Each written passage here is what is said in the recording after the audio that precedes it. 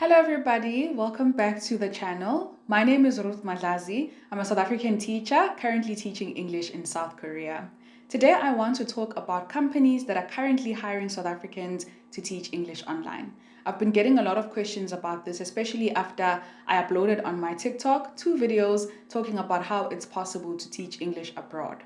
So because the process of relocating is very expensive, people were asking, is it possible for me to start by teaching English online, get that experience and raise the funds to end up abroad ultimately? And I think that's a good idea. I also started by teaching English online part-time before I relocated to South Korea, and it also helped me get a little bit of an experience and know what to expect in terms of teaching English as a second language in an Asian country. So yes, I'll talk about different companies. Not all of them are based in Asia, but some of them require a university degree and some of them don't. So yes, I'll start with the ones that are strictly hiring graduates, and then the ones that are just hiring native English speakers.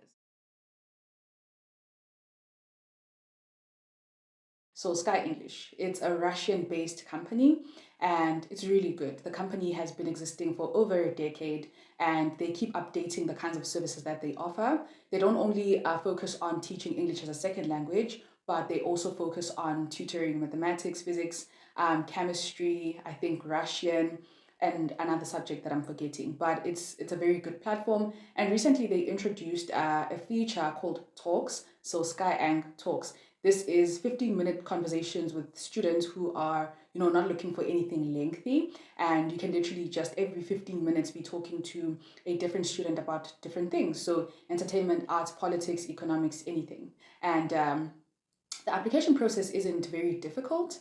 You have to just go to their website and fill in your details, and then they keep updating you about the point of the recruitment process you're at. And they don't require your documentation, so your certificates and banking details, until you've made the last part of the recruitment process.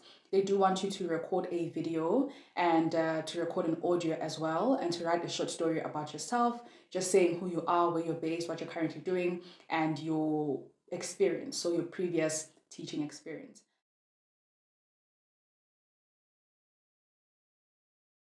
The second company is Voxy.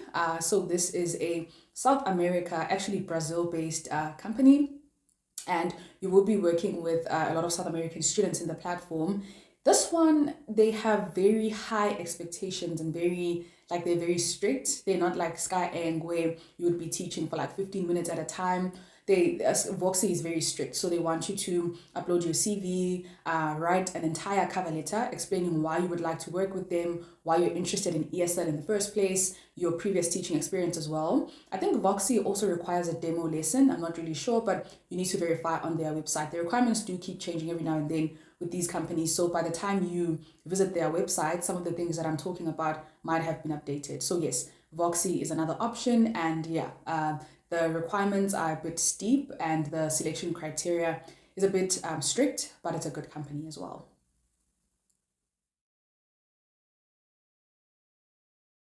Open English is another South American based company. I think they are not based in Brazil. I forgot the country, but they are in South America. So if you know some Spanish or you know some Portuguese, you would be at an advantage with Open English, because a lot of the students don't know English and they come from Spanish or Portuguese speaking countries. So yes, that's with Open English. Their requirements are also quite strict, and they want you to have a degree, a TOEFL certificate.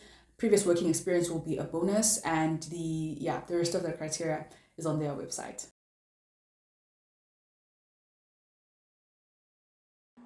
The next company is Bling ABC. Bling ABC is a Chinese-based company that is strictly specializing in teaching children, young children. So you'll find that you work with kids who are between the ages, I think, of 6 and 12 or something like that. But it needs you to be very energetic. It needs you to know how to use total physical response. So it's called TPR. And you should be able to use props as well to get the point across, because young children get distracted very easily and they need you to keep the momentum going and keep them interested in the lesson. So Bling ABC, I can say, is similar to a company that was called Magic Ears, another Chinese-based company. And what they would do is they would hire you, and then you would make an agreement with them on your availability. So you would say to them, I'm available every Monday from 12 to 3, and I'm also available every Tuesday from this time to this time. You'd give them all of your times per day, and then they would open your availability on their platform at that time. They would find the students for you, and then they would pay you per lesson. The downside, though, with Bling ABC and most Chinese-based companies is that once you've agreed with them to teach at a specific time, they really don't have a lot of wiggle room. So you can't say, oh, I'm sorry, my Tuesday schedule has all of a sudden changed. Now I need to be on campus on Tuesdays. Can we change it? They wouldn't really receive that well. So it's best that if you are with Bling ABC and you need to now give them your available slots, make sure that you think long and hard about your availability so that you don't have to keep going to them and asking them to change your availability because they might just remove you from the platform. You can't also just call off sick and say, oh, I was sick, I couldn't attend during the times where you said you were going to be available to teach. So yeah, it is quite strict, and it requires you to be very, very disciplined so that you're not removed from the platform because you were a no-show for a couple of lessons. Okay. The next company that has a similar approach to what I just explained is iTutor Group. So iTutor Group is a company that's also based in China. They have mixed age groups, so they have children, they have adults, they have teenagers, all groups of people learning English on their platform. And with iTutor Group, though, what I've noticed is that their recruitment process is very lengthy, similar to Bling ABC. You wouldn't apply today and start teaching next week like it is the case with companies like Skyeng and EF English First. You would have to wait for a couple of weeks for your documents to be processed, for them to view your demo lessons, for them to approve a lot of things and open and activate your profile. So with iTutor Group, I remember that in 2020, I was trying to apply to teach with them, and I was so disappointed because they were no-shows for the interviews. I rescheduled the interview a number of times because the interviewers were not showing up, and I never even got a response on what had happened to the interviewers. But some people apply on iTutor Group and they get allocated interviewers, and the interviewers show up to the interview. So I don't know, it just depends on your luck, I guess. But yeah, iTutor Group is also strict in a sense that once you've given them your available times, it's not easy to just come and edit and change them as you please. So you would need to be very, very organized and very intentional about the times that you give them as your available slots. Okay, the next company is EF English First. I have worked for EF English First, and I actually made a video last year around this time talking about my experience with them. They're very good. They pay you very well. They allow you to teach either from home or at their center, which is in Bryanston, Johannesburg. And they also have the ability for you to change your availability if unforeseen circumstances happen. For instance, right now we have a lot of load shedding and stuff in South Africa. So with EF, it accommodates all of that. However, they do have a minimum requirement of hours. Yes, this is the point that I've been neglecting in all the previous videos. Most of these companies, even though you would be teaching from home, they do have a minimum hour requirement. So they will say to you, listen, we'll sign you up, it's great, but you need to guarantee availability of at least 15 hours a month or 10 hours a week or whatever. It depends on company to company. They will give you a minimum number of hours in which you have to be available for a week or a month.